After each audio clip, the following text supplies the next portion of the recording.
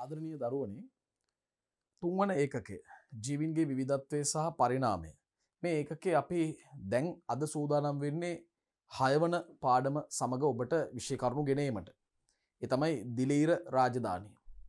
ඉතින් මේ වන විට අපි මේ පාඩම් මාලාව තුලදී සත්ව රාජධානිය, ඒ කියන්නේ ඇනිමාලියා රාජධානිය සාකච්ඡා කළා. ඒ වගේම ඇනිමාලියා යටතේම කෝඩේටා වංශය සාකච්ඡා කරමින් පෘෂ්ඨ වංශීන් ගැන විශාල කරුණු ප්‍රමාණයක් ඔබට ගෙනාවා.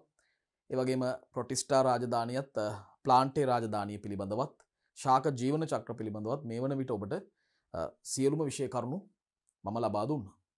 ඒ වගේම මේ ආශ්‍රිත ප්‍රශ්න ගණනාවකට අපි පිළිතුරු ලිව්වා. දැන් දරුවනේ ඊළඟට අපි සාකච්ඡාවට භාජනය කරන්නේ අද ෆන්ගයි රාජධානිය. එහෙම නැත්නම් සාමාන්‍ය භාෂාවෙන් කියනවා නම් දිලීර රාජධානිය පිළිබඳවයි අපි අද සාකච්ඡා කරන්නේ. ඉතින් දිලීර රාජධානිය ගැන ඉගෙන ගන්න තියෙන විෂය කරුණු ප්‍රමාණය ටිකක් අඩුයි අනෙකුත් රාජධානි වලට සාපේක්ෂව. නමුත් ඒ සෑම විෂය කරුණක්ම හොඳින් අවබෝධ කරගන්න ඕනේ. ඒ වගේම අපේ ප්‍රශ්නාවලියක් තියෙනවා. කෙටි ප්‍රශ්න කිහිපයක්. ඒ ප්‍රශ්න වලට පිළිතුරු සපයන්නත් අපි පුරුදු පුහුණු වෙන්න ඕනේ. ඒක තමයි අද අපේ අරමුණ වෙන්නේ අපේ අද මේ පාඩම තුල. අපි එහෙනම් යමු දිලීර රාජධානියට. ෆන්ගයි රාජධානියේ ලාක්ෂණික ලක්ෂණ තමයි අපි මුලින්ම සාකච්ඡා කරන්නේ. ඕනම රාජධානිය ගැන සාකච්ඡා කරද්දී අපි මුලින්ම සාකච්ඡා කරන්නේ ලාක්ෂණික ලක්ෂණ. දැන් මේ වන විට අපි යූකැරියා අධිරාජධානියේ අවසානම රාජධානිය තමයි මේ සාකච්ඡා කරන්නේ. මේ වන විට යූකැරියා අධිරාජධානිය තුල අපි සාකච්ඡා කරා ඇනිමාලියා ගැන, ප්ලාන්ටේ ගැන, ප්‍රොටිස්ටා ගැන. අපිට ෆන්ගයි ගැන විතරයි සාකච්ඡා කරන්න ඉතිරි වෙලා තියෙන්නේ. එතකොට දිලීර රාජධානිය නැත්නම් ෆන්ගයි රාජධානියේ ලාක්ෂණික ලක්ෂණ මොනවද? පළවෙනිම ලාක්ෂණික ලක්ෂණය තමයි දරුවනේ මේ සියලුම සමාජිකයන් ශූන්‍යෂ්ටිකයි. සියලුම දෙනා ශූන්‍යෂ්ටිකයි. අපිට කොයි වෙලාවකවත් ප්‍රාග්ඥෂ්ටික සමාජිකයෙක් මේ රාජධානිය තුල මුණ ගැහෙන්නේ නැහැ. සියලුම දෙනා ශූන්‍යෂ්ටිකයි. ඒ වගේම මේගොල්ලන් පැහැදිලිවම සෛල බිත්ති දරන ජීවීන්. සෛල. මේ අයගේ සෛලයට පිටතින්ම තියෙන බාහිරින්ම තියෙන සෛල බිත්ති. මේ සෛල බිත්ති ශක්තිමත් හැබැයි නම්‍යශීලී ස්වභාවයකුත් තියෙනවා. විශේෂ පොලිසැකරයිඩ් වර්ගයකින් තමයි සමන්විත වෙන්නේ. මේ වන විට ඔබ වෙනත් පාඩම් වලදී මගේ ඉගෙනගත්ත කරුණු වලින් දන්නවා දිලීරවල සෛල බිත්තියේ තියෙන පොලිසැකරයිඩේ මොකද්ද? මේ ව්‍යුහමය සංඝටකයේ විදිහට තියෙන පොලිසැකරයිඩ්. ඒ තමයි කයිටින්. අපි කොතනද කයිටින් ගැන කිව්වේ? ඇයි අපි රසායනික පදනමේදී කිව්වනේ? රසායනික පදනමේ කාබෝහයිඩ්‍රේට් යටතේ පොලිසැකරයිඩ් යටතේදී කයිටින් ගැන කතා කරලා තියෙනවා. කයිටින් මතකද? නයිට්‍රජනීය පොලිසැකරයිඩයක් විදිහට තමයි හඳුන්වන්නේ. නයිට්‍රජනීය කාබනික සංයෝගයක්. ඒතර කයිටින් වල විශේෂත්වය තමයි කයිටින් වල මූලික තැනුම් ඒකකය ග්ලූකෝසැමින්. ඒ ග්ලූකෝසැමින්ගේ CHO වලට අමතරව, කියන්නේ කාබන්, හයිඩ්‍රජන්, ඔක්සිජන්ට අමතරව නයිට්‍රජනුත් තියෙන නිසා නයිට්‍රජනීය පොලිසැකරයිඩයක් කියලා අපි කයිටින්ව හඳුන්වනවා. ඉතින් කයිටින් කියන්නේ ශක්තිමත් හැබැයි නම්‍යශීලී පොලිසැකරයිඩමය සංයෝගයක්. ඒ තමයි දිලීරවල සෛල බිත්තියේ ව්‍යුහමය, ප්‍රධාන ව්‍යුහමය සංඝටකයේ විදිහට ක්‍රියා කරන්නේ. ව්‍යුහමය සංඝටකයේ විදිහට ක්‍රියා කරන්නේ. එතකොට සෛල බිත්ති ශක්තිමත් නම්‍යශීලී පොලිසැකරයිඩයක් වන කයිටින් වලින් හැදිලා තියෙනවා. දරුවනේ දිලීර කිසිම කෙනෙක් ස්වයංපෝෂී නෙමෙයි. දිලීර සියලුම දෙනා විෂමපෝෂී. දැන් විෂමපෝෂී පෝෂණයේ ආකාර දෙකක් තියෙනවා දරුවනේ. ඒක අපි විෂය නිර්දේශය තුල ගැඹුරින් සාකච්ඡා කරන්න නැති වුණාට ඔබ දැනගන්න නම් වඩාත් හොඳයි. විෂමපෝෂී ආකාර දෙකක් තියෙනවා, මේ අධිග්‍රාහක විෂමපෝෂීන් සහ අවශෝෂක විෂමපෝෂීන් කියලා. දැන් අපි අයිති වෙන්නේ මේ මිනිසා ඇතුළු අනිකුත් සතුන් අයිති වෙන්නේ අධිග්‍රාහක විෂමපෝෂීන්. ඒ කියන්නේ බාහිර පරිසරයේ තියෙන ආහාර ද්‍රව්‍ය, කාබනික ආහාර ද්‍රව්‍ය අපි ආහාර මාර්ගය තුලට ඇතුල් කරගන්නවා, අධිග්‍රහණය කරගන්නවා. අධිග්‍රහණය කරලා ඊට පස්සේ ජීර්ණය කරලා, අවශෝෂණය කරලා, ස්වීකරණයන් කරලා දේහය තුලට ලබා ගන්න විවිධ දේහ ක්‍රියාවලි සඳහා භාවිතා කරනවා. ඉතින් ඒ වගේ විෂමපෝෂී පෝෂණයකට කියන්නේ අධිග්‍රාහක විෂමපෝෂී කියලා. දැන් දිලීර භාවිතා කරන්නේ අවශෝෂක විෂමපෝෂී පෝෂණය. මොකද්ද මේ අවශෝෂක විෂමපෝෂී කියන්නේ? මෙතෙන්දී සිද්ධ වෙන්නේ දරුවනේ කාබනික සංයෝග මතට බහිස්සෛලික එන්සයිම ශ්‍රාවය කරනවා. ශ්‍රාවය කරලා බාහිර පරිසරය තුලදී ඒ කාබනික සංයෝග සංකීර්ණ කාබනික අණු බිඳ හෙලනවා. බිඳ හෙල ලැබෙන ජීර්ණ අන්තඵල සෛලවලට උරා ගන්නවා. මේකට තමයි අවශෝෂක විෂමපෝෂී පෝෂණය කියලා අදහස් කරන්නේ. ඉතින් දිලීර කියන්නේ අවශෝෂක විෂමපෝෂීන්. අවශෝෂක විෂම පෝෂී. සංකීර්ණ අණු සරල අණු බවට බිඳ හෙළන බහිස්සෛලික එන්සයිම මේගොල්ලන් තමන්ගේ සෛල ඇතුලෙන් පිටතට ශ්‍රාවය කරනවා. සංකීර්ණ කාබනික අණු සරල අණු බවට බිඳ හෙළන්න පුළුවන් බහිස්සෛලික එන්සයිම තමන්ගේ සෛල වලින් පිටතට ශ්‍රාවය කරනවා. ඒ එන්සයිම ඇසුරෙන් තමයි අර සංකීර්ණ කාබනික අණු බිඳ වැටිලා සරල අණු බවට පත් වෙන්නේ. මේ සරල අණු තමයි ඊට පස්සේ දිලීර විසින් තමන්ගේ සෛල දේහයට අවශෝෂණය කරගන්නේ. සෛලවලට නැත්නම් දිලීර දේහයට අවශෝෂණය කරගන්නේ මේ සරල අණු. ඒ අනුව සංකීර්ණ අණු සරල අණු බවට බිඳ හෙළන බහිස්සෛලික එන්සයිම ශ්‍රාවය කරනවා. දැන් දිලීර විවිධාකාරයෙන් අපිට පරිසරය තුල මුණ ගැහෙනවා. විවිධ විශේෂ වියෝජකයන් විදිහට ඉන්නවා. වියෝජකයන් කියන්නේ දි รา පත් කිරීමේ ක්‍රියාවලියට වැදගත් වන සමාජිකයන්, බිඳහෙලීමේ ක්‍රියාවට. ඒ වගේම පරපෝෂිතයන් ලෙස සමහර දිලීර ඉන්නවා. පරපෝෂිතයන් කියලා අදහස් කරන්නේ වෙනත් දාරක ජීවියෙකු සමග වාසය කරමින් ඒ දාරක ජීවියගෙන් වාසි ලබා ගන්නවා. හැබැයි දාරක ජීවියට අනිවාර්යයෙන්ම හානියක්, අවාසියක්, පාඩුවක් තමයි සිද්ධ කරන්නේ. ඒ අනුව විවිධ විශේෂ වියෝජකයන් විදිහට ඉන්නවා දරුවනේ. සමහරු පරපෝෂිතයන් විදිහට. හැබැයි තවත් සමහරු අන්‍යෝන්‍යාධාරී සංගම් විදිහටත් ජීවත් වෙනවා. මේකවත්ද මේ අන්‍යෝන්‍යාධාර සංගම් කියන්නේ? අපි දන්නවා විශේෂ දෙකේම ජීවින් දෙදෙනාටම වාසි සැලසෙන පරිදි ඒ විශේෂ දෙකේ ජීවින් අතර තියෙන සම්බන්ධතාවයක්. ඒකට කියන්නේ අන්‍යෝන්‍යාධාරය. අන්‍යෝන්‍යාධාරය කියන්නේ එකිනෙකාට ආධාර කරගනිමින් ජීවත් වෙනවා.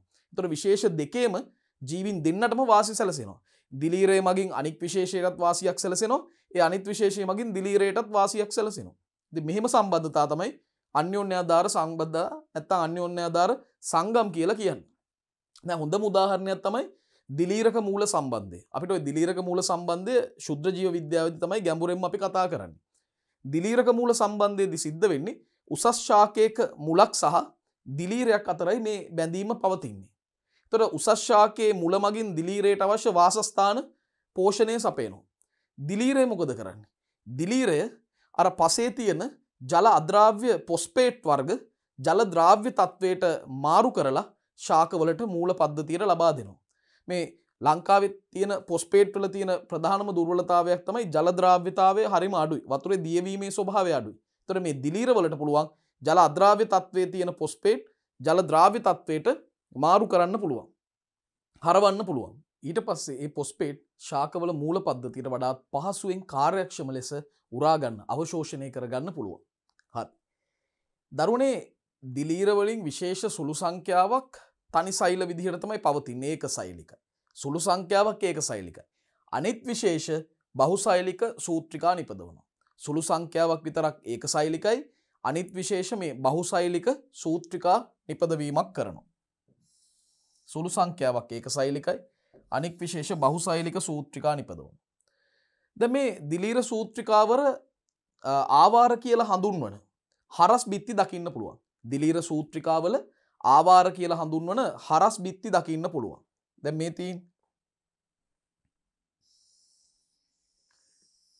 මෙහෙම දිලීර සූත්‍රිකාවක් ගත්තොත් මේකේ හරස් බිත්ති තියෙනවා. මේවට තමයි ආවාර කියන්නේ. හැබැයි මේ හරස් බිත්ති වල සිදුරු තියෙනවා. ඒකත් තව රූප සටහනකින් මම අඳින්නම්. මේවට තමයි ආවාර කියලා කියන්නේ. එතකොට මේ ආවාර පවතින නිසාම දිලීර සූත්‍රිකා සෛලවලට වෙන්කිරීමක් සිද්ධ වෙනවා. එතකොට මේක එක සෛලයක් තව සෛලයක් මෙහෙම සෛල විදියට වෙන් වෙනවා. එතකොට දිලීර සූත්‍රිකාවල ආවාර නමින් හැඳින්වෙන හරස් බිත්ති තියෙනවා. මේවට තමයි ආවාර කියන්නේ. මේ තියෙන හරස් බිත්ති. මේ තියෙන හරස් බිත්ති. මේවට තමයි ආවාර කියන්නේ. එතකොට ආවාර මගින් දිලීර සූත්‍රිකා සෛලවලට වෙන් කරනවා. ආවාර මගින් කරන්නේ මොකද්ද? මේ දිලීර සූත්‍රිකා සෛලවලට වෙන්කිරීමක් සිද්ධ කරනවා. ඊළඟට දරුවනේ විශේෂයෙන්ම මයිටොකොන්ඩ්‍රියා ඒ වගේම රයිබෝසෝම නියස්ටි වගේ ඉන්ද්‍රියකාවලට මේ ආවාරවල පවතින සිදුරු මගින් චලනයට ඉඩ දෙනවා. ආවාරවල මේ හරස් ආවාරවල සිදුරු සහිත ස්වභාවයක් තියෙනවා. ඒ නිසාම මයිටොකොන්ඩ්‍රියා නියස්ටිය ඒ වගේම රයිබෝසෝම වගේ ඉන්ද්‍රියකාවලට චලනය වීම සඳහා අවකාශය ලබා දෙනවා. බලන්න. මයිටොකොන්ඩ්‍රියා රයිබෝසෝම නියස්ටි වැනි ඉන්ද්‍රියකාවල චලනයට ඉඩ දෙන සිදුරු ආවාරවල පිහිටනවා. ඒ වගේම මේ ආවාර රහිත දිලීර සූත්‍රිකත් අපිට දකින්න පුළුවන්. ආවාරයක් නැහැ. ඒතර ආවාර රහිතේවට අපි කියනවා නමක් සංසෛලීය දිලීර කියලා. සංසෛලීය නැත්නම් සංසෛලික දිලීර. ආවාර රහිත ඒවා සංසෛලික දිලීර නම් වේ. ඒවාට න්‍යෂ්ටි රාශියක් ඇත. දැන් උදාහරණයක් මෙන්න මේ වගේ. දැන් මේක ආවාර වලට බෙදිලා නැහැ. එතකොට න්‍යෂ්ටි රාශියක් අපිට දකින්න පුළුවන්. ඉතින් න්‍යෂ්ටි රාශියක් තියෙනවා. සංසෛලික දිලීර කියලායි ඒවා හඳුන්වන්නේ. සංසෛලික දිලීර. සංසෛලික දිලීර. දිලීර සූත්‍රිකා මගින් දිලීර ජාලයක් හදනවා. මේ දිලීර සූත්‍රිකා රාශියක් එකතු වෙලා දරුවනේ දිලීර ජාලයක් නිර්මාණය කරනවා. දිලීර ජාලයක්. සමහර දිලීර ශෝෂක දරනවා. මොකද්ද මේ ශෝෂක කියන්නේ? ශෝෂක කියලා අදහස් කරන්නේ අර ජීර්ණය වෙච්ච අන්තඵල උරා ගන්න අවශෝෂණය කරන්න සකස් වෙලා තියෙන ප්‍රසර. ඒවට කියන්නේ ශෝෂක කියලා. එතකොට සමහර දිලීර ශෝෂක දරනවා. ඒවා විනිවිදීමට සහ ශාක සහ දිලීර අතර ද්‍රව්‍ය හුවමාරුවට හෝ ද්‍රව්‍ය අවශෝෂණයට දායක වන ව්‍යුහ වේ. ඇත්තටම ශෝෂක වලින් කාර්යයන් කීපයක්ම ඉෂ්ට වෙනවා. මොනවද ඉෂ්ට වෙන්නේ? ඉෂ්ට වෙන්නේ විනිවිද යාමට පුළුවන් ශාක සහ දිලීර අතර ද්‍රව්‍ය හුවමාරුවට දායක වෙනවා. හැබැයි ප්‍රධානම කාර්යය ද්‍රව්‍ය අවශෝෂණයට දායක වෙනවා. ශෝෂක වලට පුළුවන් විනිවිද යන්න පුළුවන් විනිවිදීම සඳහා දායක වෙනවා. ශාක සහ දිලීර අතර යම් යම් ද්‍රව්‍ය හුවමාරු කරගන්න සහ ද්‍රව්‍ය උරා ගන්න අවශෝෂණයට දායක වෙනවා. දැන් බහුසෛලික දිලීර ගත්තොත් ඒ බහුසෛලික දිලීර පැහැදිලිවම දිලීර ජාලයක් සාදනවා. දිලීර ජාලයක් සාදනවා. මේ දිලීර ජාලයට විශේෂ නමක් කියනවා මයිසීලියම කියලා කියනවා. මයිසීලියම. හරි? එතකොට බහුසෛලික දිලීර දිලීර ජාලයක් සාදනවා. දිලීර ජාලයක් කියලා ඇත්තටම අදහස් කරන්නේ දරුවනේ අතු බෙදුණු දිලීර සූත්‍රිකා ජාලයක්. අතු බෙදිච්ච දිලීර සූත්‍රිකා ජාලයක්. මෙන්න මේ වගේ ස්වභාවයක් තියෙනවා.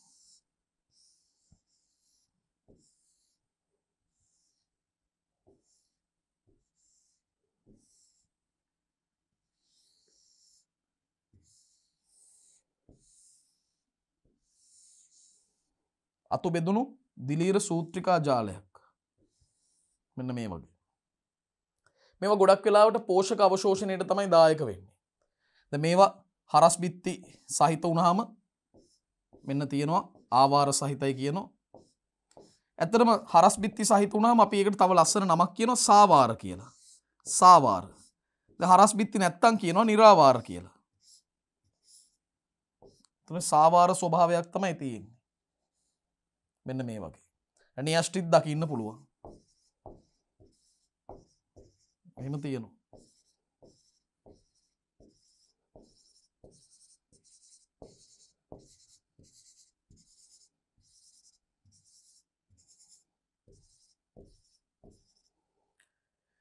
එතකොට දිලීර ජාලයක් කියලා කියන්නේ අතු බෙදුණු දිලීර සූත්‍රිකා ජාලයක්. මේ පෝෂක අවශෝෂණයට දායක වෙනවා. මේවා පෝෂක උරා ගන්න දායක වෙනවා. ඒ වගේම දිලීර වල තියෙන ඊළඟ වැදගත්ම ලක්ෂණයක් තමයි ලිංගික අලිංගික ප්‍රජනන ක්‍රම පෙන්වනවා. ලිංගික ප්‍රජනනයක් වගේම අලිංගික ප්‍රජනනයකුත් තියෙනවා. ඒ වගේම බීජාණු නිපදවීමක් මොවුන්ට සිදු කරන්න පුළුවන්. ලිංගික සහ අලිංගික ප්‍රජනනය පෙන්වනවා. ඒ වගේම බීජාණු නිපදවීමක් සිද්ධ කරනවා. බීජාණු නිපදවීමක් සිද්ධ කරනවා. ඉතින් මෙන්න මේ කාරණා ටික තමයි අපි මූලික කාරණා විදිහට සාකච්ඡා කරේ. අපිට නැවත මෙහි සාරාංශයකට එන්න පුළුවන්. බලන්න. ෆන්ගයි රාජධානියේ ලාක්ෂණික ලක්ෂණ තමයි මේ අය සූනියෂ්ටිකයි. සෛල බිත්ති ශක්තිමත් හැබැයි නම්‍යශීලී පොලිසැකරයිඩයක් වන කයිටින් වලින් සමන්විත වෙනවා. දිලීර කියන්නේ අවශෝෂක විෂම පෝෂී. ඒ අය සංකීර්ණ කාබනික අණු සරල අකාබනික අණු බවට බිඳ හෙලීම සඳහා එන්සයිම ස්‍රාවය කරන. ඒ එන්සයිම බහිස්සෛලික එන්සයිම්. විවිධ විශේෂ වියෝජකයන් විදියට පරපෝෂීන් විදියට හෝ අන්‍යෝන්‍ය ආධාරී සංගම් විදියට ජීවත් වෙනවා. සුළු සංඛ්‍යාවක් ඒකසෛලිකයි බහුතරයක් බහුසෛලික සූත්‍රිකා නිපදවනවා. මේ දිලීර සූත්‍රිකා වල ආවාර නැත්තම් හරස් බිත්ති දකින්න පුළුවන්.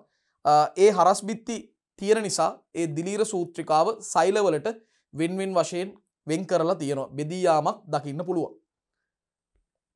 මේ වගේ දිලීර සූත්‍රිකා වලට තව විශේෂ නමක් කියනවා දරුවනේ. ඒ තමයි හයිෆා කියලා හඳුන්වනවා. හයිෆා කියලාත් හඳුන්වනවා. දැන් මයිටොකොන්ඩ්‍රියා රයිබෝසෝම න්‍යෂ්ටි වගේ ඉන්ද්‍රියිකාවල චලනයට පහසු වන පරිදි මේ හරස් ආවාරවල දකින්න පුළුවන් සිදුරු තියෙනවා. සිදුරු සහිතයි. ආවාර රහිත ඒවට අපි කියන්නේ සංසෛලික කියලා සංසෛලික දිලීර කියලා හඳුන්වන්නේ. ඒවල න්‍යෂ්ටි රාශියක් තියෙනවා. සංසෛලික දිලීර. මේ දිලීර සූත්‍රිකා මගින් දිලීර ජාලයක් සාදනවා. ওই දිලීර ජාලයට තමයි මයිසීලියම කියලා හඳුන්වන්නේ. එතකොට සමහර දිලීර ශෝෂක දරනවා. මේ ශෝෂක විනිවිද යාමට ඒ වගේම ශාක සහ දිලීර අතර ද්‍රව්‍ය හුවමාරුවට සහ ද්‍රව්‍ය අවශෝෂණයට උපකාරී වෙනවා. බහුසෛලික දිලීර පැහැදිලිවම දිලීර ජාලයක් හදනවා. දිලීර ජාලයක් කියන්නේ අතු බෙදුණු දිලීර සූත්‍රිකා ජාලයක්. මේකට පුළුවන් පෝෂක උරා ගැනීමට අවශෝෂණයට දායක වෙන්න. ලිංගික අලිංගික ප්‍රජනනය දක්වනවා. ඒ වගේම බීජාණු නිපදවීමක් මොවුන්ට සිද්ධ කරන්නට පුළුවන්. බීජාණු නිපදවනවා. පැහැදිලිද? දරුවනේ මෙතනින් පස්සේ අපි සාකච්ඡා කරන්නේ දිලීරවල ප්‍රධාන වංශ හතරක් පිළිබඳව. ඒ වංශවල මූලික ලක්ෂණ පිළිබඳව තමයි අපි විමසා බලන්නේ. මෙතනදී අපිට විශාල වශයෙන් ගැඹුරට මේ කරුණු සාකච්ඡා කිරීම අවශ්‍ය නැහැ. මොකද විෂය නිර්දේශය තුල සහ සම්පත් පොත තුල දීලා තියෙන මූලික කාරණා පමණයි අපේ අධ්‍යයනයට යොදාගන්නේ. මොකද විභාග මට්ටමේදී පැරණි විෂය නිර්දේශවලට අදාළ වෙන ගැඹුරු විෂය කරුණු සාකච්ඡාවක් බලාපොරොත්තු වෙන්නේ නැහැ විභාග ප්‍රශ්නවලදී. මෙතෙක් ආපු විභාග ප්‍රශ්න ඔබ අධ්‍යයනය කරොත් ඔබට ඒක මනාව තහවුරු වෙයි. ඒ නිසා මේ දිලීර සම්බන්ධයෙන් ගොඩක් දෙනෙක් වැරදි විෂය කරුණු සහ පැරණි විෂය කරුණු පාඩම් කිරීමකට ගොඩක් දරුවන් හුරු වෙලා තියෙනවා. ඒ විභාගයේදී ඔබට යම් අවාසියක් වෙන්න පුළුවන්. ඒ නිසා අදාළ අවශ්‍යම කරුණු ටික පැහැදිලි කර ගැනීම තමයි අවශ්‍යම වෙන්නේ. හරි. එතකොට ක්‍රිටිඩියෝ මයිකෝටා වංශය. මේක චිටිඩියෝ කියලාත් කියනවා නැත්නම් ක්‍රිටිඩියෝ කියලාත් කියනවා. ක්‍රිටිඩියෝ මයිකෝටා වංශය එකේ ඉන්න සමාජිකයා තමයි චිට්‍රීඩියම් නැත්නම් ක්‍රිටිඩියම් කියලාත් කියනවා. එතකොට මේ ඇත්තටම දරුවනේ දිලීරවල ප්‍රධාන වංශ හතරක් පිළිබඳවයි අපි විෂය නිර්දේශය තුල සාකච්ඡා කරන්නේ. එකක් තමයි ක්‍රිටිඩියෝ මයිකෝටා. ඊළඟට සයිගෝ මයිකෝටා, ඇස්කෝ මයිකෝටා සහ බැසිඩියෝ මයිකෝටා. ඉතින් අද අපි සාකච්ඡා කරන්නේ මේ වංශ හතර පිළිබඳව. දැන් අපිට හම්බ වෙන මුල්ම සමාජිකයා. මෙයාගේ ඉලෙක්ට්‍රෝන අන්වීක්ෂීය ඡායාරූපයක් තමයි මම ඉදිරිපත් කරලා තියෙන්නේ. ක්‍රිටිඩියම් කියන සමාජිකයා. මේ සමාජිකයෝ දරුවනේ ජලජ හෝ භෞමිකයි. මෙයාලා ජලජ පරිසරය තුල ඔබට දකින්නත් පුළුවන් නැත්නම් භෞමික පරිසරය තුලත් මොවුන් මුණ ගැහෙනවා. සමහර ආකාර මෘතෝපජීවීන් විදිහට හැසිරෙනවා. අනිත් ආකාර පරපෝෂීන් විදිහට ජීවත් වෙන්නේ. සමහර අය මැරුණු ශාක සත්ව දේහ මත වාසය කරමින් මෘතෝපජීවීන් විදිහට හැසිරෙද්දී තවත් අය ධාරකෙක් වෙනත් විශේෂයක ධාරකයෙක් සමග සම්බන්ධ වෙලා පරපෝෂිතයෙක් විදිහටත් වාසය කරනවා. එතකොට සමහර ආකාර මෘතෝපජීවී අනිත් ආකාර පරපෝෂී. ඒකසෛලික හෝ බහුසෛලිකයි. මේ අය ඒකසෛලිකයන් වශයෙන් ඔබට දකින්නත් පුළුවන්. එහෙම නැත්නම් බහුසෛලික ආකාරවලිනුත් මුණ ගැහෙනවා. බහුසෛලික ආකාරවලිනුත් මුණ ගැහෙනවා. බහුසෛලික වූ විට සංසෛලික වේ. බහුසෛලික අවස්ථාවලදී සංසෛලික ස්වභාවයකුත් අපිට දකින්න පුළුවන්. ඒ වගේම කශිකාදර චල බීජාණු නිපදවනවා. ඉතාම වැදගත් කාරණාවක්. මේ අයගේ තමයි කශිකාදර චල බීජාණු දකින්න ලැබෙන්නේ. කශිකාදර චල බීජාණු නිපදවීමක් මොවුන්ගේ අපිට දැක ගැනීමට හැකියාවක් තියෙනවා. යනු අපි මේ කාරණා දෙකත් විශේෂයෙන් මතක තියාගමු. බහුසෛලික වූ විට සංසෛලිකයි කශිකාදර චල බීජාණු නිපදවීමක් කරනවා. හරි. තවත් කාරණා කීපයක් අපිට ක්‍රිටිඩියෝ මයිකෝටා වංශය ගැන දැනගන්නට තියෙනවා. සමහරු දිලීර සූත්‍රිකා වලින් ඝනාවාස නිර්මාණය කරනවා. දිලීර සූත්‍රිකා රාශියක් යොදාගෙන ඝනාවාස නිර්මාණය කිරීමක් කරනවා. තවත් සමහරු ගෝලාකාර තනි සෛල ලෙස පවතිනවා. ගෝලාකාර තනි සෛල ලෙසත් පවතිනවා. සමහරු දිලීර සූත්‍රිකා වලින් ඝනාවාස සෑදීමක් කරනවා. ඔන්න ක්‍රිටිඩියෝ මයිකෝටා වංශයේ ක්‍රිටිඩියම් කියන දර්ශීය ජීවි අයත් වන වංශයේ මූලික ලක්ෂණ අපි සාකච්ඡා කළා. මොනවද? එකපාරක් මතක් කරමු. අපි යට ඉඳන් උඩට කරුණු ටික මතක් කරමු. සමහරු ගෝලාකාර තනි සෛල දරනවා. සමහරු දිලීර සූත්‍රිකා වලින් ඝනාවාස හදනවා. දිලීර සූත්‍රිකා වලින් ඝනාවාස හදනවා. සමහරු ගෝලාකාර තනි සෛල ලෙස පවතිනවා. ඒ වගේම ජලජ හෝ භෞමිකයි. ඇතැම් ආකාර මෘතෝපජීවීන් අනෙක් විශේෂ පරපෝෂීන් විදිහට ඉන්නවා. ඒක සෛලික වෙන්නත් පුළුවන්, බහුසෛලික වෙන්නත් පුළුවන්. බහුසෛලික වුණොත් බොහෝ වෙලාවට සංසෛලික ස්වභාවයක් තියෙනවා. ඒ වගේම කශිකාදර චල බීජාණු නිපදවනවා. නිකම් බීජාණු නෙමෙයි, කශිකා සහිත චල බීජාණු නිපදවනවා. ඒක මේ ගොල්ලන්ටම ආවේනික විශේෂ ලක්ෂණයක් බව මතක තියාගන්න. හරි. ඉතින් එහෙමනම් දැන් ක්‍රිටිඩියෝ මයිකෝටා වංශය ගැන අපි මූලික කරුණු ටික අවබෝධ කරගත්ත නිසා අපිට තවත් දිලීර වංශයකට යන්න පුළුවන්. අපි යමු. මං එනවා සයිගොමයිකෝටා වංශයට. සයිගොමයිකෝටා වංශය. මේ සයිගොමයිකෝටා වංශයේ ප්‍රසිද්ධම කෙනෙක් ඉන්නවා මියුක. මේ මියුක කියන සමාජිකයා තමයි අපි පාම් පුස් කියන්නේ. පාන් වල ඇති වෙන පුස් වර්ග. මේ මියුක තමයි හොඳම උදාහරණය පාම් පුස්. ඒ වගේම රයිසෝපස් කියලා කෙනෙකුත් ඉන්නවා. එයත් ලොකු ප්‍රයෝජනවත් කෙනෙක් රයිසෝපස් කියන කෙනත්. ඉතින් බොහෝ ජීවි මේ සයිගොමයිකෝටා වංශයේ බොහෝමයක් ජීවීන් මෘතෝපජීවී. සමහරු පරපෝෂීන් ඒ වගේම සමහරු සහ බෝජීන් විදිහටත් ඉන්නවා. ඔබට මතක නම් සහභෝජී කියන්නේ එක කණ්ඩායමකට වාසියක් සැලසෙනවා අනිත් කණ්ඩායමට වාසියක්වත් හැබැයි හානියක්වත් කිසිම බලපෑමක් නැහැ. වාසියකුත් නැහැ හානියකුත් නැහැ. කිසිදු බලපෑමක් නැහැ. එමනම් බොහෝ ජීවීන් මෘතෝපජීවීන් වන අතර සමහරු පරපෝෂී හෝ සහභෝජී වේ. එහෙනම් සයිගොමයිකෝටා වංශයේ සමාජිකයන්ගෙන් බහුතරයක් මෘතෝපජීවීන්. අර මැරුණු ශාක සත්ව දේහ මත තමයි වාසය කරමින් එතනින් පෝෂණයක් ලබා ගන්න. හැබැයි තවත් සමහරු සජීවී ධාරකයන් සමග ඉන්නවා. සමහරු සහභෝජීන් විදිහටත් ඉන්නවා. මේගොල්ලන්ගේ දිලීර ජාලය ගත්තොත් සංසෛලිකයි නිරාවාරයි. නිරාවාරයි කියන්නේ හරස් බිත්ති නැහැ කියන තත්ත්වය. හරස් බිත්ති නැහැ. හරි? දිලීර ජාලය සංසෛලිකයි ඒ වගේම නිරාවාරයි. ප්‍රජනක සෛල සෑදෙන ස්ථානවල පමණක් ආවාර ඇති වෙනවා.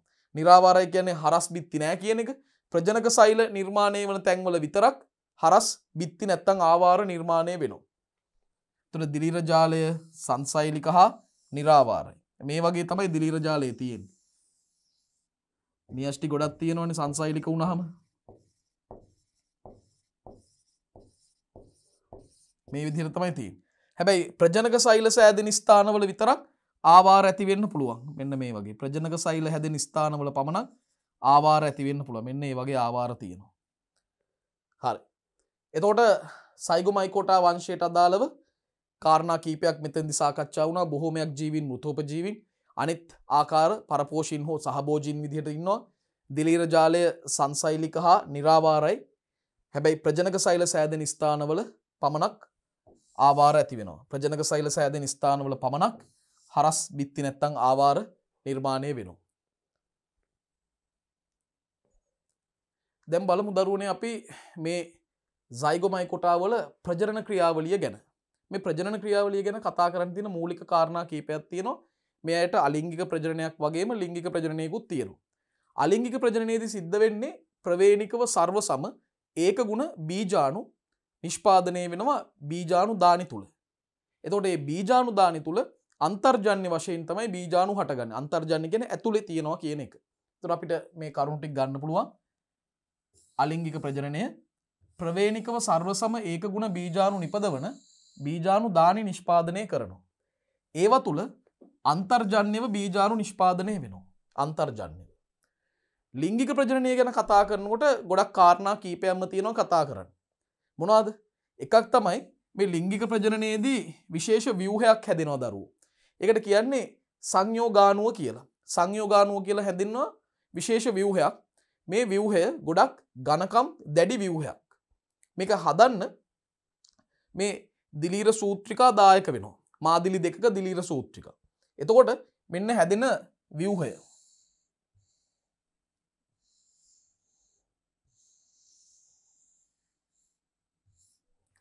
මේකට තමයි කියන්නේ සංයෝගාණුව කියලා.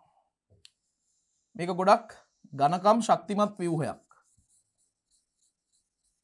දැඩි ව්‍යුහයක්. මේ සංයෝගාණුව කියන ව්‍යුහය. ගොඩක් ශක්තිමත් දැඩි ව්‍යුහයක් තමයි සංයෝගාණුව කියලා කියන්නේ.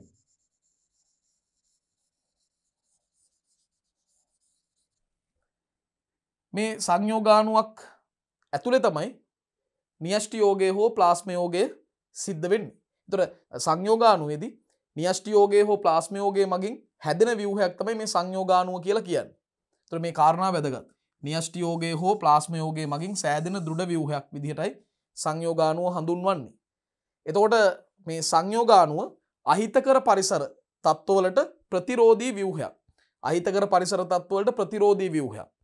ඒ වගේම සංයෝගාණුව අහිතකර කාලගුණික තත්ත්වවලදී පරිවෘත්තීයව නිෂ්ක්‍රීයයි නැත්නම් අක්‍රීයව ඉන්නවා. ඒ කියන්නේ මෙයාගේ පරිවෘත්තීය ක්‍රියා සියල්ලම මේ අහිතකර කාලගුණික තත්ත්වයේදී නතර කරගෙන නවත්තගෙන ඉන්නවා. හැබැයි කාලගුණ තත්ත්වය හොඳ වුණාම නැවත සක්‍රිය වෙනවා. එතකොට සංයෝගාණුව අහිතකර පරිසර තත්ත්වවලට ප්‍රතිරෝධී ව්‍යුහයක්. ඒ වගේම අහිතකර කාලගුණික තත්ත්වවලදී පරිවෘත්තීයව නිෂ්ක්‍රීයයි. පරිසර තත්ත්ව හිතකර වෙනකොට සංයෝගාණුව මගින් ප්‍රවේණිකව වෙනස් ඒකගුණ බීජාණු නිෂ්පාදනය කරනවා. පරිසර තත්ත්ව හිතකර වෙනකොට සංයෝගාණුව ප්‍රවේණිකව වෙනස් ඒකගුණ බීජාණු නිෂ්පාදනය කරනවා. ප්‍රවේණිකව වෙනස් වෙන්න හේතුව තමයි ලිංගික ප්‍රජනනයේදී ලක්ෂණ මිශ්‍ර වීමක් සිද්ධ වෙනවා. ඒතර මාදිරි දෙකක දිලීර සූත්‍රිකාවල න්‍යෂ්ටි මිශ්‍ර වීමක් සිද්ධ වෙන නිසා ප්‍රවේණිකව වෙනස් ඒකගුණ බීජාණු තමයි නිෂ්පාදනය වෙන්නේ. ඉතින් මෙන්න මේ කාරණා ටික තමයි දරුවනේ අපි දැනගන්න ඕන. අපි සාරාංශයකට ගියොත් සයිගොමයිකෝටා වංශය පිළිබඳව මියුක රයිසෝපස් වගේ සමාජිකයෝ තමයි මෙහි අඩංගු වෙන්නේ. මොවුන් බොහෝ ජීවීන් මෘතෝපජීවීන් විදිහටත් අනිත් ආකාර පරපෝෂීන් හෝ එහෙම නැත්නම් සහභෝජීන් විදිහටත් අපිට මුණ ගැහෙනවා. දිලීර ජාලය සංසෛලික හා නිරාවාරයි. ප්‍රජනක සෛල සෑදෙන ස්ථානවල පමණක් හරස් ආවාර අපිට දකින්න පුළුවන්.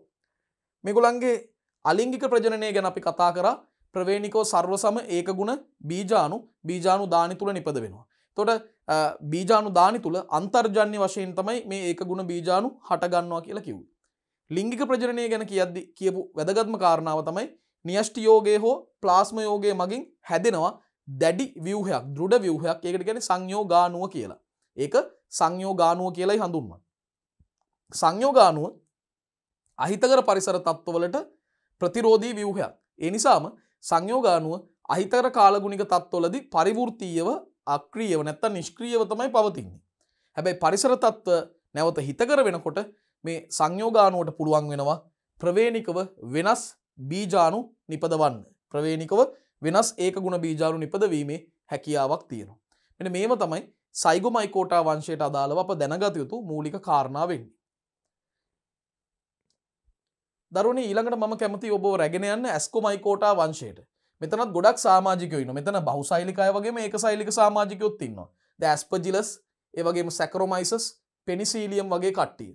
ඇස්පර්ජිලස්, සැකරොමයිසස්, පෙනිසීලියම් වගේ සමාජිකයෝ. මේගොල්ලන් ගත්තොම කරදිය, මිරිදිය, එහෙම නැත්නම් භෞමික පරිසරවලත් වාසය කරන සමාජිකයෝ ඉන්නවා.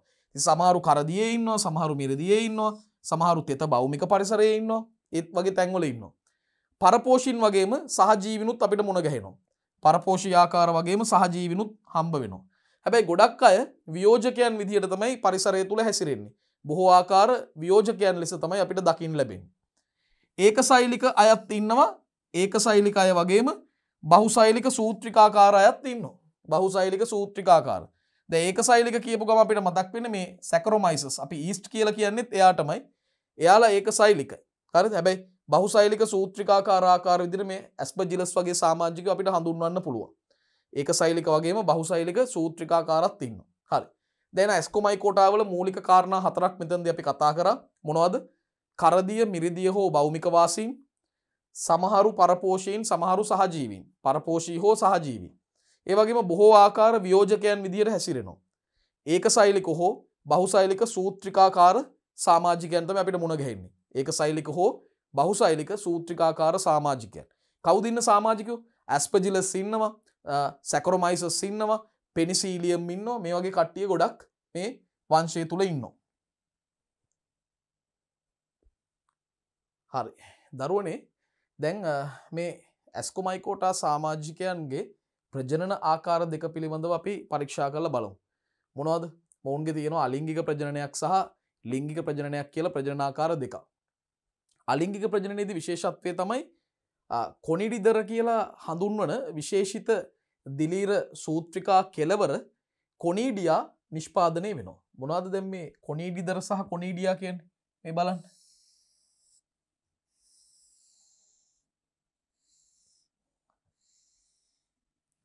දැන් මෙන්න මේ වගේ ව්‍යුහයකට තමයි කොනීඩිදරයක් කියන්නේ.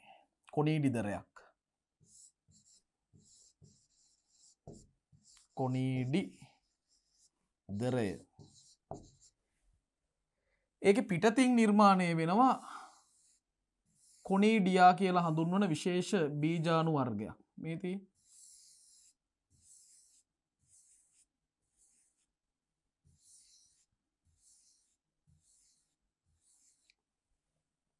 දැන් මේවට පොදුවේ කියන්නේ කොනීඩියා කියලා.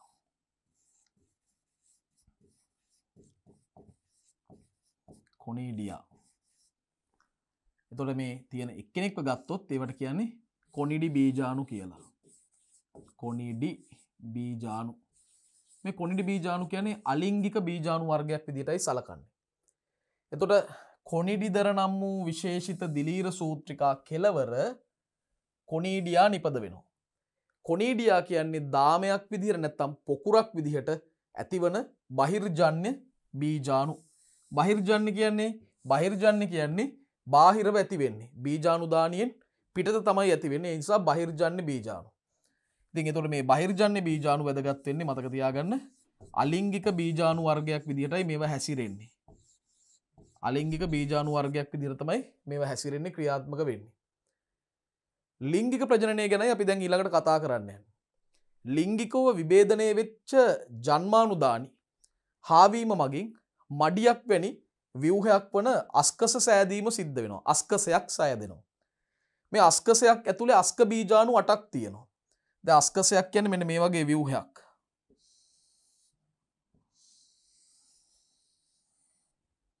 මේ අස්කසයක් ඇතුලේ අස්ක බීජාණු 8ක් තියෙනවා.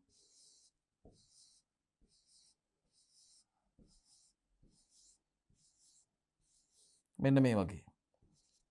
අස්ක බීජාණු 8ක් අපිට දකින්න පුළුවන්.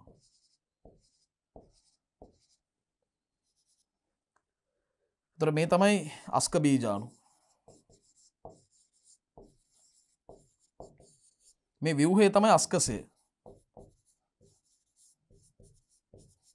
අස්කසය. එතකොට අස්කසයක් නිර්මාණය වෙනවා. අස්කසය තුල දරුවනේ අස්ක බීජාණු 8ක් නිෂ්පාදනය වෙනවා. සාමාන්‍යයෙන් අස්කසයක අස්ක බීජාණු 8ක්.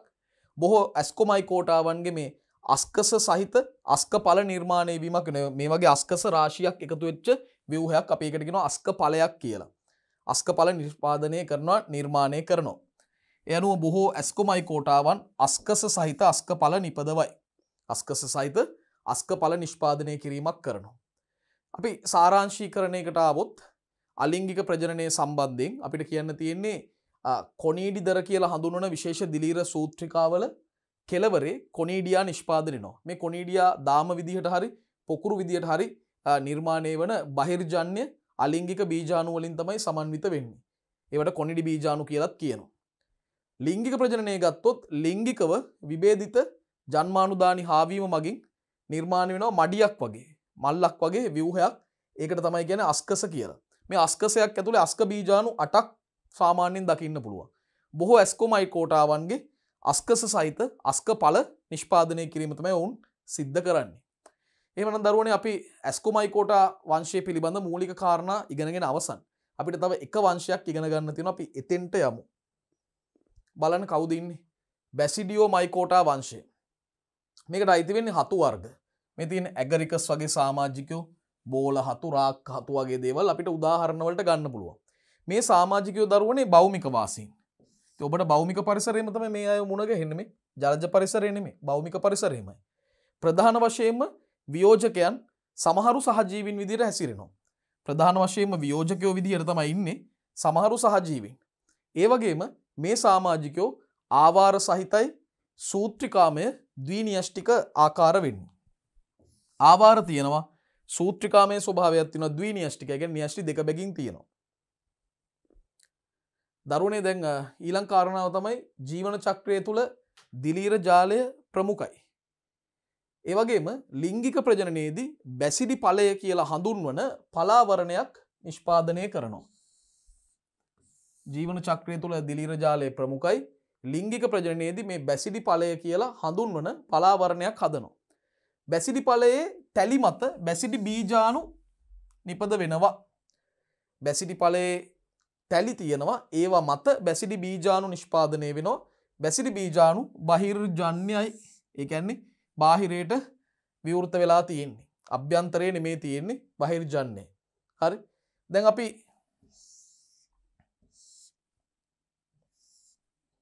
මෙන්න මේ වගේ හතු, දැන් ගොඩක් අය හිතන් ඉන්නේ හතු කියන්නේ ශාකමය ව්‍යුහයක් කියලා. නැත්තර මේක දිලීරනේ. බැසිඩියෝ මයිකෝටා වලට තමයි අයිති වෙන්නේ. දැන් මේක ඇතුලේ යටපැත්තෙන් බලපුවාම තමයි අපිට මේ ව්‍යුහයන් අධ්‍යයනය කරන්න වෙන්නේ. මේ වගේ දැන් යට පැත්තෙන් බලනකොට අපිට දකින්න පුළුවන් මේ වගේ මැද තැනකට මෙන්න මෙහෙම රාශියක් එකතු වෙලා තියෙනවා. මෙන්න මේවට තමයි දරුවෝ තැලි කියලා අදහස් කරන්නේ. මේවට තමයි තැලි කියලා අදහස් කරන්නේ මේ රේඛාවලට. එතකොට මේ තැලි මත තමයි බැසිඩි බීජාණු නිෂ්පාදනය වෙන්නේ. ඒවා එතකොට බාහිරින් තමයි තියෙන්නේ. මේක බලන්නම් අපිට මේ යට පැත්ත බලන්න වෙනවා මේ හතු වල. ඉතින් එහෙමනම් බැසිඩි ඵලයේ තියෙන තැලි මත තමයි බැසිඩි බීජාණු නිපද වෙන්නේ. බැසිඩි බීජාණු බහිර්ජන්‍යයි. බහිර්ජන්‍ය. දරුවනේ අපි දැන් ප්‍රශ්නාවලියට යොමු වෙමු. අපි සිද්ධාන්තමය කරුණු සියල්ල සාකච්ඡා කළ අවසන් නිසා අපිට ප්‍රශ්න වලට දැන් යොමු වෙන්න පුළුවන්. පළවෙනි ප්‍රශ්නේ. මේ ෆන්ගයි රාජධානියේ ලාක්ෂණික ලක්ෂණ මොනවද කියන එක තමයි අපෙන් මුලින්ම අහන්නේ. ෆන්ගයි රාජධානියේ ලාක්ෂණික ලක්ෂණ මොනවද? දැන් මූලික කාරණා තමයි මේ සියලුම සමාජිකයන් ශූන්‍යෂ්ටික ජීවීන්. ශූන්‍යෂ්ටික ජීවීන් තමයි මෙතන අපිට දකින්න ලැබෙන්නේ. එතකොට මේ අය විශේෂයෙන්ම අවශෝෂක විෂම පෝෂීන් විදියට ක්‍රියා කරනවා. අවශෝෂක විෂම පෝෂීන්. සංකීර්ණ කාබනික අණු සරල අණු බවට බිඳ හෙළන බහිස්සෛලික එන්සයිම් ශ්‍රාවය කිරීමක් මොවුන්ට හැකියාවක් තියෙනවා. ශූන්‍යෂ්ටිකයන්නේ. ශූන්‍යෂ්ටිකයෝ. අවශෝෂක විෂම පෝෂීන් වේ.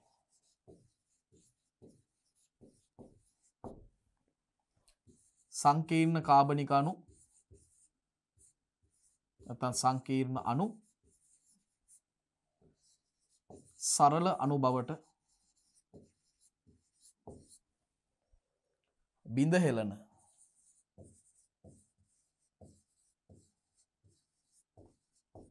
බහිස්සෛලික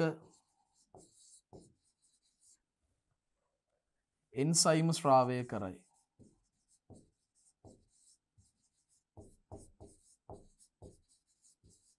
බහිස්සෛලික එන්සයිම් ශ්‍රාවය කරයි. හරි. ඊළඟ දේ තමයි මේගොල්ලන්ට තියෙනවා සෛල බිත්ති. සෛල බිත්ති නිර්මාණය වෙන්නේ ශක්තිමත් නම්‍යශීලී පොලිසැකරයිඩයකින්. ඒකට කියන්නේ කයිටින් කියලා. සෛල බිත්ති ශක්තිමත් නම්‍යශීලී පොලිසැකරයිඩයක් වන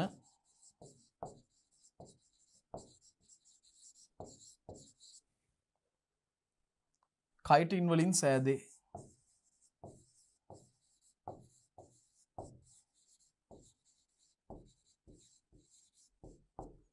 කයිටින් වලින් සෑදේ. සෛල බිත්ති ශක්තිමත් නම්‍යශීලී පොලිසැකරයිඩයක් වන කයිටින් වලින් තමයි නිර්මාණය වෙන්නේ. ඊළඟ කාරණාව තමයි දරුවනේ මේ අයගේ මේ විශේෂම ලක්ෂණයක් තමයි ෆන්ගයි රාජධානියේ මේ සමාජිකයන්ගේ මේ අය ඒකසෛලිකයි. ඒ වගේම සමහර අය බහුසෛලික සූත්‍රිකාකාර ස්වභාවයක් දක්වනවා. අපිට ඒකත් ලියන්න පුළුවන්.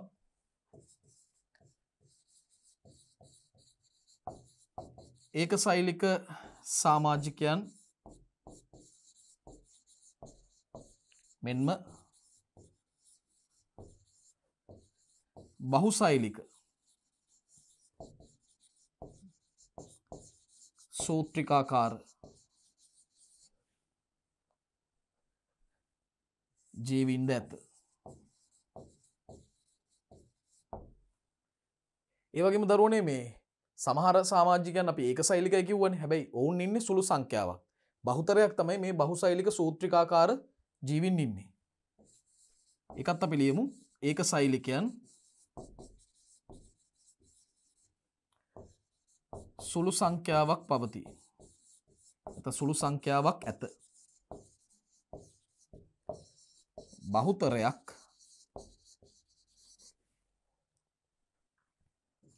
බහුසෛලික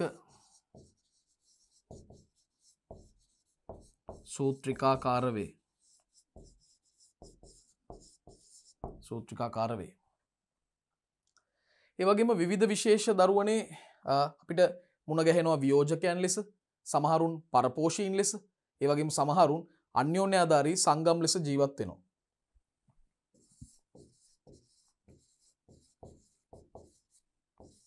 විවිධ විශේෂ වියෝජකයන් පරපෝෂීන් හෝ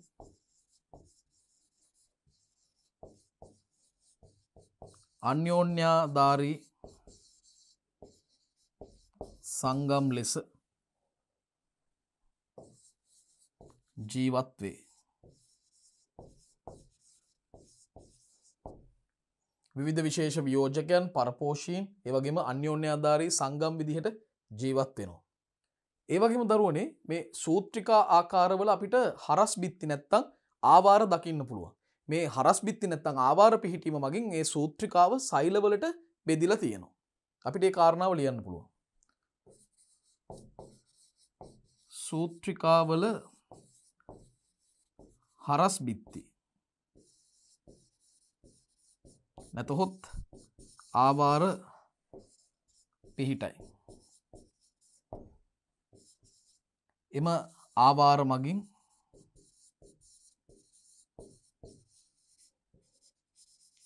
දිලීර සූත්‍රිකාව සෛලවලට බෙදා ඇත. සූත්‍රිකාවල හරස් බිත්ති නැත්තම් ආවාර පිහිටනවා. ඒ ආවාර නිසා දිලීර සූත්‍රිකාව සෛලවලට මොනවා වෙලා තියෙනවද? බෙදිලා තියෙනවා. හරි. එතකොට ආවාර රහිත දිලීර සූත්‍රිකා අපි ඒවට කියනවා සංසෛලික සූත්‍රිකා කියලා. ඒ වායේ න්‍යෂ්ටි ගණනාවක් තියෙනවා. න්‍යෂ්ටි බහුලව තියෙනවා. ආවාර රහිත දිලීර සූත්‍රිකා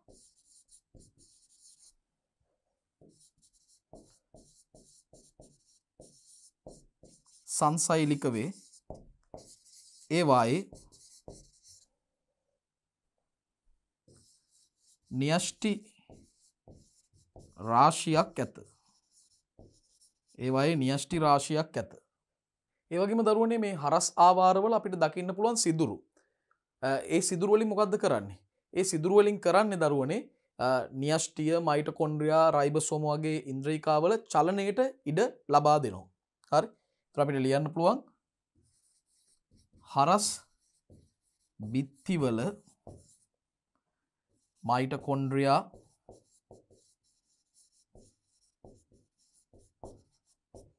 න්‍යෂ්ටිය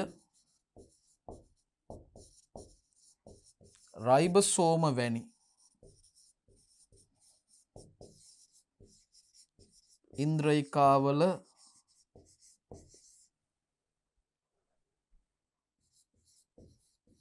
චලනයට ඉඩ ලබා දෙන සිදුරු පවතී.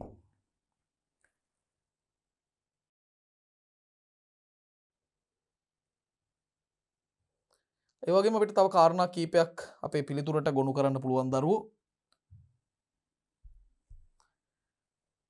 ඒ තමයි මේ දිලීර සූත්‍රිකා මගින් දිලීර ජාලයක් නිර්මාණය කරන්න පුළුවන්. ඒකට අපි කියන්නේ මයිසීලියම කියලා. දිලීර සූත්‍රිකා මගින් දිලීර ජාලයක් සාදයි. එය මයිසීලියම නම් වේ. ඒක මයිසීලියම කියලා හඳුන්වන්නේ. සමහර දිලීර දරුවනේ ශෝෂක දරනවා. ශෝෂක මොනවාට දෝන වෙන්නේ? විනිවිද යාමට, විනිවිදීමට, ඒ වගේම ශාක සහ දිලීර අතර ද්‍රව්‍ය හුවමාරුවට සහ ද්‍රව්‍ය අවශෝෂණයට වැදගත් වෙනවා. ඒකත් අපි ලියමු. සමහර දිලීර ශෝෂක දරයි. මේවා විනිවිදීමට ශාක හා දිලීර අතර ද්‍රව්‍ය හුවමාරුවට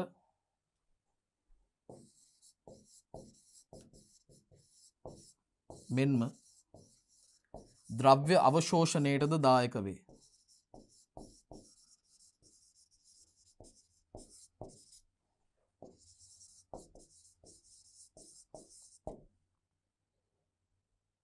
එවගේම බහුසෛලික දිලීර ජාලයක් නිර්මාණය කරනවා. මේ දිලීර ජාලය අතු බෙදුණු ශාකනය වෙච්ච දිලීර සූත්‍රිකාවලින් සමන්විතයි. පෝෂක අවශෝෂණය සඳහා ශෝෂකත් දරනවා. බහුසෛලික දිලීර සූත්‍රිකා දිලීර ජාලයක් සාදයි.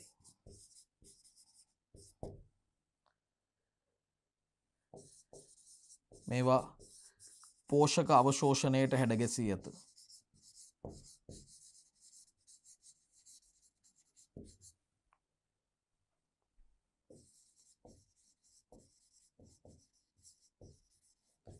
මේවා පෝෂක අවශෝෂණයට හැඩගැහිලා තියෙනවා. ඒ වගේම දරුවනේ ලිංගික සහ අලිංගික ප්‍රජනනය පෙන්නනවා බීජාණු නිපදවීමක් සිදු කරනවා. ලිංගික හා අලිංගික ප්‍රජනනය පෙන්වයි බීජාණු නිපදවයි. බීජාණු නිපදවයි. මෙන්න මේ තමයි දිලීර නැත්තම් ෆන්ගයි රාජධානියේ ලාක්ෂණික ලක්ෂණ නැත්තම් මූලික ලක්ෂණ පිළිබඳව අහපු ප්‍රශ්නයට අපි පිළිතුරු සැපයුවා. අපි දැන් ඊළඟ ප්‍රශ්නයට යොමු වෙමු. දැන් අපි දරුවනේ දෙවෙනි ප්‍රශ්නයට යොමු වෙමු. ක්‍රිටිඩියෝ මයිකොටා වංශයේ ලක්ෂණ තමයි ලියන්න තියෙන්නේ. මේ සමාජිකයන් ජලජ හෝ භෞමික වාසී. හරි? බොහෝ දෙනෙක් මෘතෝපජීවීන් සමහර ආකාර පරපෝෂීන් විදිහට ඉන්නවා. ඒකසෛලික හෝ බහුසෛලිකයි. බහුසෛලික වූ විට සංසෛලික ස්වභාවයක් පෙන්වනවා. ඒ වගේම කශිකාදර චල බීජාණු නිපදවන එක විශේෂම ලක්ෂණයක්. කශිකාදර චල බීජාණු නිපදවනවා. සමහරුන් දිලීර සූත්‍රිකාවලින් ඝනාවාස සාදනවා. තවත් සමහරු ගෝලාකාර තනි සෛල ලෙස පවතිනවා. ඉතින් ওই කාරණා ටික ලියුවම ප්‍රමාණවත්. අපි ලියමු. ජලජ හෝ භෞමික වාසීන්ය.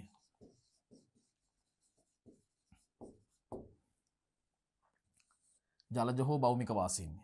දෙවැනි එක බොහෝමයක් මෘතෝපජීවීන් වේ.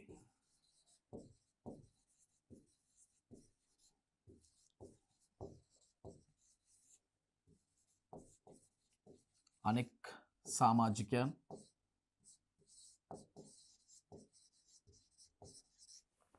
පරපෝෂී ආකාර වේ.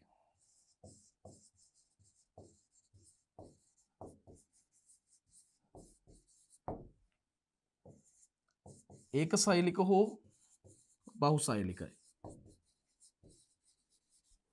ඒකසෛලික හෝ බහුසෛලිකයි.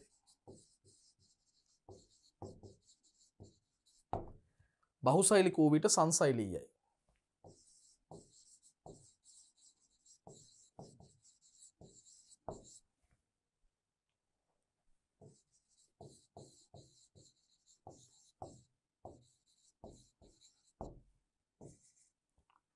ඒ වගේම කශිකාදර චල බීජාණු නිපදවනවා.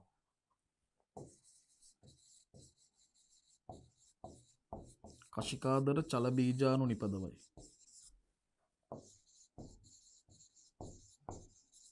කශිකාදර චල බීජාණු නිපදවනවා. ඒ වගේම සමහරු දිලීර සූත්‍රිකා වලින් ඝනාවාස සාදනවා. සමහරුන් දිලීර සූත්‍රිකා වලින්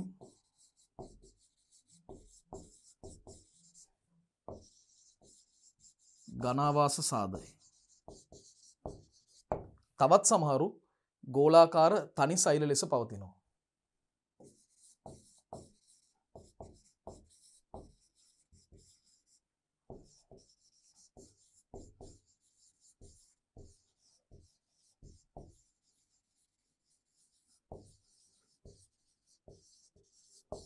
ගෝලාකාර තනි සෛල විදිහට පවතිනවා.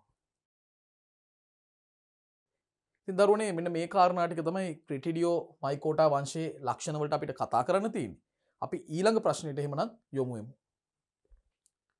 දැන් ඊළඟට අපි කතා කරන්නේ සයිගෝමයිකෝටා වංශයේ ලක්ෂණ. දරුවනේ මේ සමාජිකව බහුතරයක් අපිට හමුවන්නේ පරිසරය තුලදී වියෝජකයන් විදිහට. ඒ කියන්නේ මෘතෝපජීවීන් විදිහට. අනිකුත් සමාජිකයන් ගත්තොත් පරපෝෂීන් හෝ සහභෝජීන් විදිහට හමු වෙනවා. බහුතරයක් ඉන්නේ මෘතෝපජීවීන්, බොහොමයක් අය අනිකුත් සමාජිකයන් පරපෝෂීන් සහ සහභෝජී විදිහටත් අපිට හමු වෙනවා. අපි ඒකම ලියමු මුලින්ම. බොහොමයක් මෘතෝපජීවීන් වන අතර අනෙක් සමාජිකයන්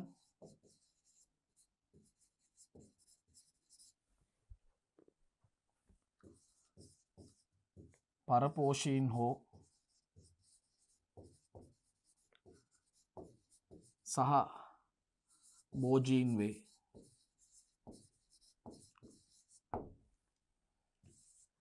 දෙවැනි කාරණාව තමයි දරුවනේ මේ අයගේ බහුසෛලික දිලීර ජාලය නැත්තම් දිලීර සූත්‍රිකා විශේෂයෙන්ම සංසෛලික නිරාවාර ස්වභාවයක් තමයි තියෙන්නේ.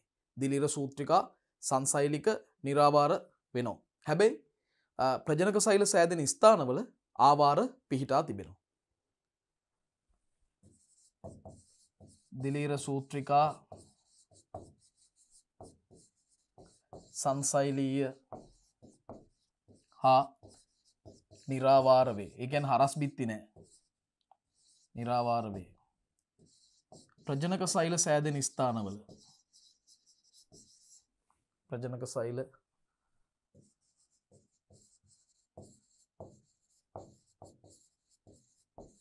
ප්‍රජනක සෛල සෑදෙන ස්ථානවලදී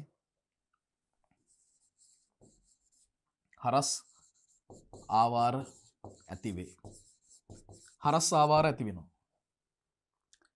දැන් මේගොල්ලන්ගේ අලිංගික ප්‍රජනනය ගැන කතා කරොත් ප්‍රවේණිකව සර්ව සම ඒක ගුණ බීජාණු නිපදවීමක් සිද්ධ වෙනවා බීජාණු දානි තුල. එතකොට මේ බීජාණු අන්තර්ජන්‍ය බීජාණු විදිහටයි පවතින්නේ. අලිංගික ප්‍රජනනයේදී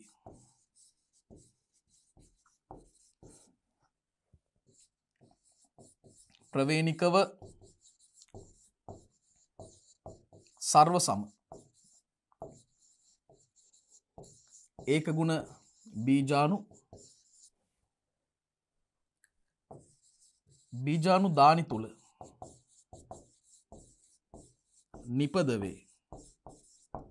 මේවා අන්තර්ජන්‍ය බීජාණු වේ.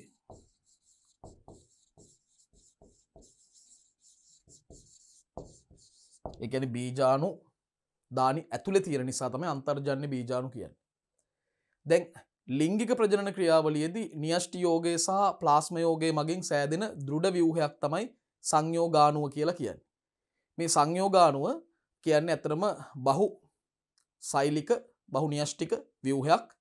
මේ සංයෝගාණුවේ මේ දෘಢභාවය නිසාම පහසුවෙන් මේ බාහිර පරිසර තත්වයන්ට හොඳට ඔරොත්තු දෙන හැකියාවක් තියෙනවා.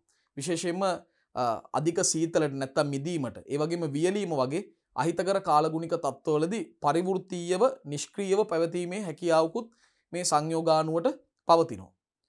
සංයෝගාණුව තුලදී පරිසර තත්ත්ව හිතකර වුණාම සංයෝගාණුව තුල ප්‍රවේණිකව වෙනස් ඒක ගුණ බීජාණු නිපදවීමක් සිද්ධ වෙනවා. ඉතින් ඔන්න ඔය කාරණා ටිකත් අපිට එකතු කරන්න පුළුවන්. ලිංගික ප්‍රජනනයේදී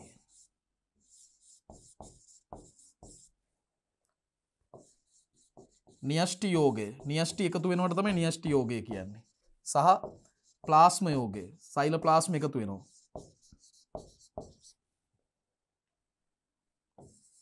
න්‍යෂ්ටි යෝගය සහ ප්ලාස්ම යෝගය මගින් සෑදෙන දෘಢ ව්‍යුහයක් ලෙස සංයෝගාණුව ඇතිවේ.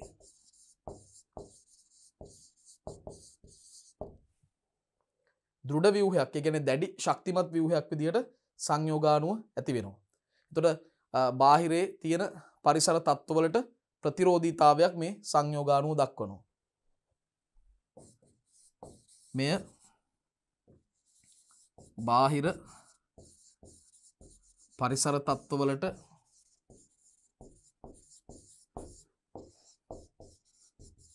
ප්‍රතිරෝධී ව්‍යුහයකි. ඒ වගේම වියලි තත්ත්ව ඒ වගේම සීතල එහෙම නැත්නම් මිදීම වැනි තත්ත්වවලට හොඳින් ප්‍රතිරෝධී බහුන්‍යෂ්ටික ව්‍යුහයකි. බහුන්‍යෂ්ටික ව්‍යුහයක්.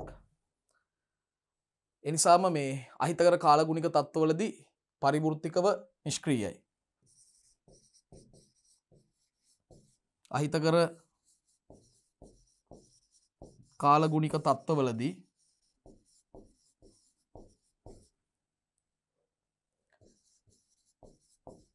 පරිවෘත්තීයව නිෂ්ක්‍රීය වේ.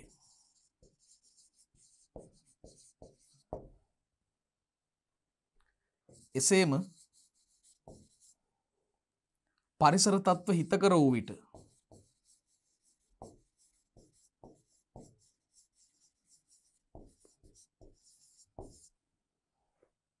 සංයෝගාණුව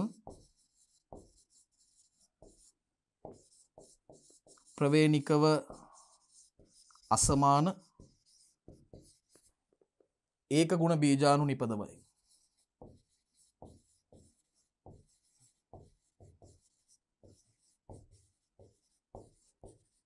ඒක ගුණ බීජාණු නිපදවයි. අහිතකර කාලගුණික තත්ත්වවලදී පරිවෘත්තීයව නිෂ්ක්‍රීයයි. පරිසර තත්ත්ව හිතකර වුණාම ප්‍රවේණිකව අසමාන ඒක ගුණ බීජාණු නිපදවීමක් මේ සංයෝගාණුව සිද්ධ කරනවා. ඉතින් මෙන්න මේ වගේ සියලුම කරුණු ටික ලියන්න ඕනේ දරුවෝ මේ වගේ ප්‍රශ්නයකට පිළිතුරු විදිහට. එhmenan අපිට ඊළඟ ප්‍රශ්නයට යොමු වෙන්න පුළුවන්. අපි හතරවෙනි ප්‍රශ්නයට යොමු වෙමු. දරුවනේ අපි ඊළඟට සාකච්ඡා කරන්නේ ඇස්කොමයිකෝටා වංශයේ ලක්ෂණ ගැන.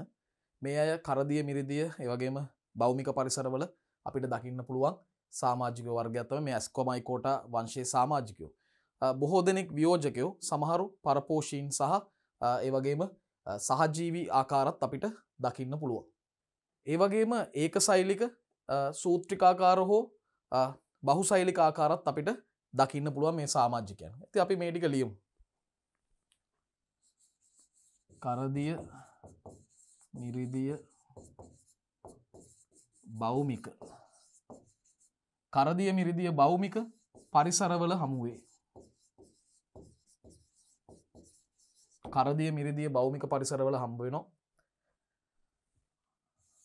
බොහෝ දෙනෙක්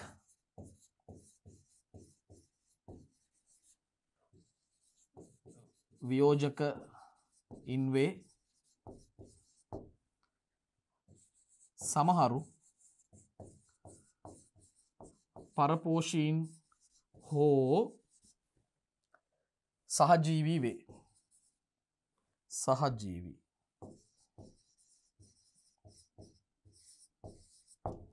ඒ වගේම ඒකශෛලික හෝ සූත්‍රිකාකාර නැත්නම් බහුශෛලික සමාජිකයෝ ඉන්නවා.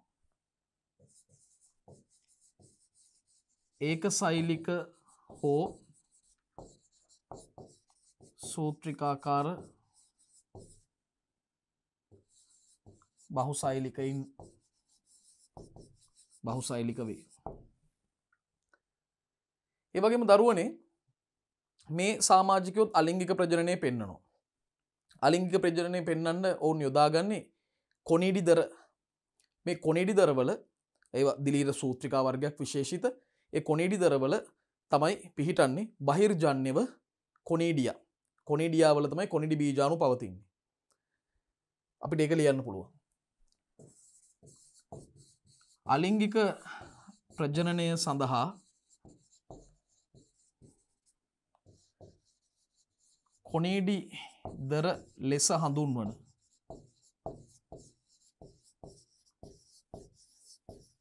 දිලීර සූත්‍රිකා නිපදවයි.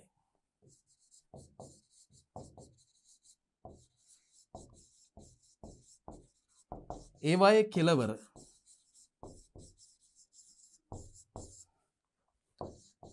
කොනීඩියා දාම ලෙස හෝ පොකුරු ලෙස ඇතිවේ.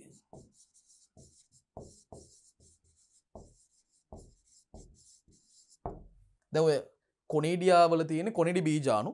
කොනිඩි බීජාණු කියන්නේ බහිර්ජන්‍ය බීජාණු. කොනිඩි බීජාණු අලිංගික බහිර්ජන්‍ය බීජාණු වේ. අලිංගික බහිර්ජන්‍ය බීජාණු වේ. දැන් ලිංගික ප්‍රජනනය මීට වඩා වෙනස්. ලිංගික ප්‍රජනනයේදී අපිට දකින්න පුළුවන් ලිංගිකව විභේදනය වෙච්ච ජන්මානුදානි හා වෙනවා. ඒ හාවීමත් සමග මඩියක් වැනි ව්‍යුහයක් හැදෙනවා. ඒකට කියන්නේ අස්කස කියලා. දරුවනේ මේ අස්කසයක් ඇතුලේ අස්ක බීජාණු 8ක් සාමාන්‍යයෙන් පවතිනවා. අස්ක බීජාණු 8ක් නිපද වෙනවා. අපිට ඒක ලියන්න පුළුවන්. ලිංගික ප්‍රජනනයේදී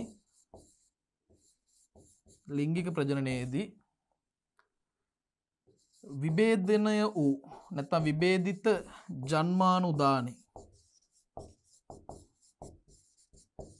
හාවීම මගින් මඩියක් වැනි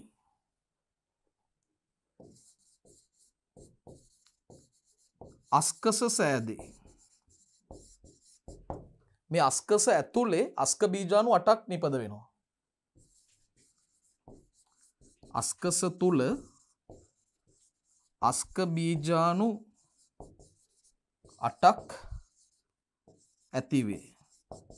දර අස්ක බීජාණු කියන්නේ අන්තර්ජන්‍ය බීජාණු. මේ නිසා අස්ක බීජාණු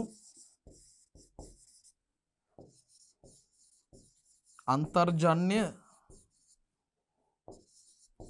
ලිංගික බීජාණු වර්ගයකි.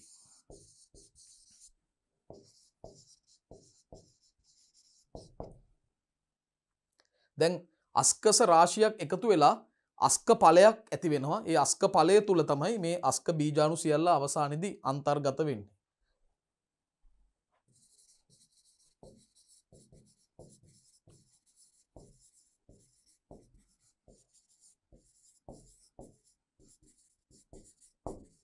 අස්කස එක් වී අස්ක ඵලය සාදයි.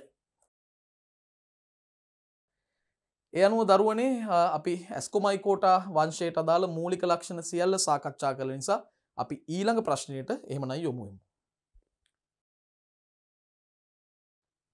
අපි දරුවනේ පස්වෙනි ප්‍රශ්නයට ඇවිල්ලා ඉන්නේ. මෙතන පස්වෙනි ප්‍රශ්نين බැසිඩියෝමයිකෝටා වංශයේ ලක්ෂණ ගැන තමයි අපෙන් විමසන්නේ. දැන් බැසිඩියෝමයිකෝටා වංශයේ සමාජිකයන් භෞමික වාසීන් විදිහට තමයි පරිසරය තුල අපිට මුණ ගැහෙන්නේ. භෞමික වාසීන්. බහුතරයක් වියෝජකයන්, හැබැයි සමහරුන් සහජීවීන් විදිහටත් අපිට මුණ ගැහෙනවා. ආවාර සහිත සූත්‍රිකාමයයි ඒ වගේම ද්විනියෂ්ටිකයි. දිලීර ජාලය තමයි ජීවන චක්‍රයේ ප්‍රමුඛව පවතින්නේ. මේ අය නිර්මාණය කරනවා බහිර්ජන්‍ය බීජාණු වර්ගයක්. ඒවට කියන්නේ බැසිඩි බීජාණු කියලා. බැසිඩි ඵලය තුල තමයි මේ බැසිඩි බීජාණු අන්තර්ගත වෙන්නේ. විශේෂයෙන්ම බැසිඩි ඵලයේ අපිට දකින්න පුළුවන් තැලි රාශියක්. ඒ තැලිවල තමයි බැසිඩි බීජාණු පිහිටන්නේ. ඒකයි ඒක බහිර්ජන්‍ය බීජාණු කියලා හඳුන්වන්නේ. ඉතින් මෙන්න මේ දේවල් ටික අපි ලියාගමු. භෞමික වාසීන් වේ.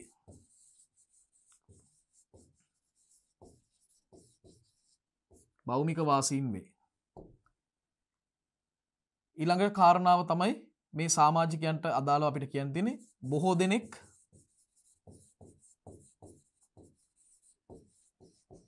වියෝජකයින් වේ.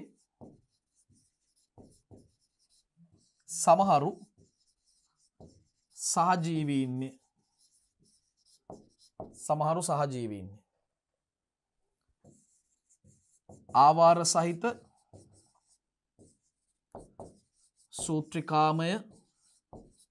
ආවාර සහිත සූත්‍රිකාමය ද්වින්‍යෂ්ටික වේ.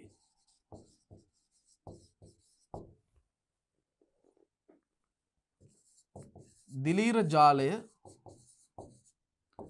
ජීවන චක්‍රයේ ප්‍රමුඛයි. ජීවන චක්‍රයේ ප්‍රමුඛ වේ. ඒ වගේම ලිංගික ප්‍රජනනයේදී බැසිඩි ඵල නිර්මාණය කරනවා, නිෂ්පාදනය කරනවා. අපිට ඒක ලියන්න පුළුවන්. ලිංගික ප්‍රජනනයේදී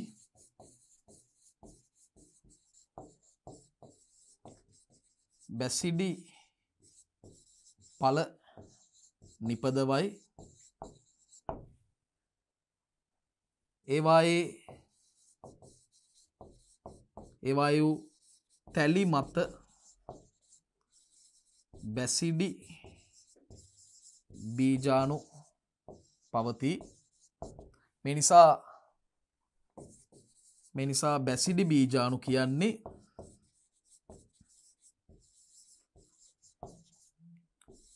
බහිර්ජන්‍ය බීජාණු.